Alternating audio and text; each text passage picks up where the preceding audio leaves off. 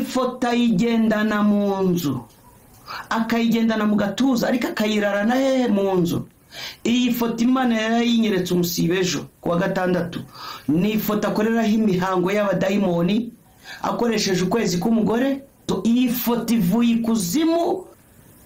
Mu gihe kigiye kuza ikimenyetso igiye kuguha wa mukobwa we, ni ukuri busubire mu itangazamakuru uvuga yuko bari barakubeshyeye, cyangwa se barakubeshye, cyangwa se baragushutse, cyangwa se ndasaba imbabazi, Imana imbabarire, Imana imbabarire, Imana imbabarire. Imana yarakunyeretse, wari umuririmbyi bivamo, urabizambya, kibi gitura muri wowe, akanwa kawe gakora ibizira, mwuka w'ubusambanyi uragufata, kubera ko wahaye intebe ikizira. Uko ari amaguru yiriya nka yavunitse, niko nawe amaguru yawe ugiye kugendera mu kagare. Rero uzaba umuvugabutumwa ariko ugendera mu kagare.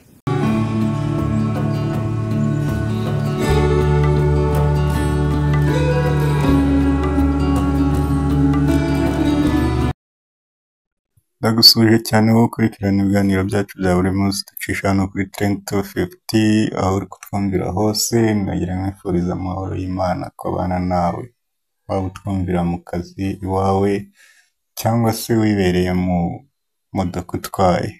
Ndagira ngo gahunda zawe zo munsi, ibyo wiriwemo byose, dusabe umugisha kugira ngo Imana ize kubana nawe. Tugiye kubana muri iki kiganiro rero, ndagira ngo niba ari ubwa mbere uhageze ukore subscribe, niba kandi usanzwe wakora wagisharinga ukakigeza no ku bandi.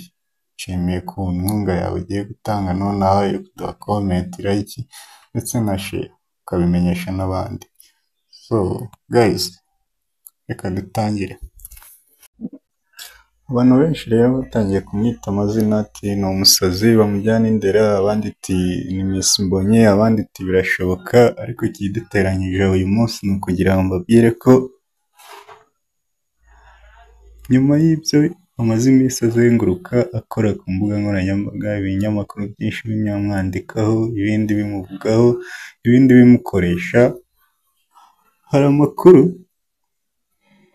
asohotse avuga ku muntu nakwita nk'umuhanuzi, uvuga ko yeretswe uyu mukobwa, ko uyu mukobwa yatumwe n'ikuzimu, ngo akaba yaratumwe ko agomba kugusha abahanuzi benshi. Avugamo benshi cyane, ariko ubundi bugendereho cyane mvuga ni Israel Mbonyi. Nk'uko uyu mukobwa yagaragaye agenda azengurukana ifoto yiwe, Israel Mbonyi bishatse kuvuga ko uyu mukobwa ari we bamutumye cyane cyane. Iriya foto ngayirarana mu cyumba cyiwe, akirirwa yizererana, ngo mbese ngayikoreraho n'iyindi migenzo y'ikuzimu. Imwe mu migenzo yavuze ngo akoresha sinzi uburyo nabivuga mu kinyarwanda cyumvikana neza, ngakoresha abyinshi ni igihe umuntu ajya muri regere. Abarundi cyane barabyumva neza, boneraho no gusuhuza abarundi, turababona ko mudukurikira. Abanyarwanda nabo ndabasuhuje, n'abandi bose bumva ikinyarwanda nabo ndabasuhuje.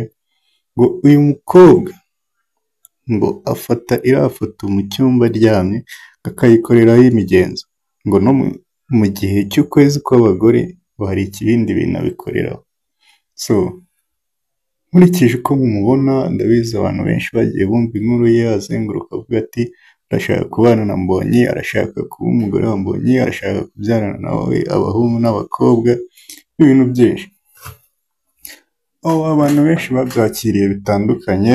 Bamwe bavuga ati byashoboka ko yaba yiboneye Mbonyi, ati urukundo ntawe uruhitishamo, abandi ati wa mukobwa we warasize bakujyane kwa muganga. Ariko gahunda yiwe, nk'uko uwo muhanuzi yabikomojeho, yavuze ko gahunda yiwe ari iyo kugusha Mbonyi. Inama y'ikuzimu yarateranye, kiramubwira uti kugenda tuzanire bari abahanzi, bari abakozi b'Imana bakomeye, ngo harimo Mbonyi, ndetse ibintu avuga ntabwo ari urukundo.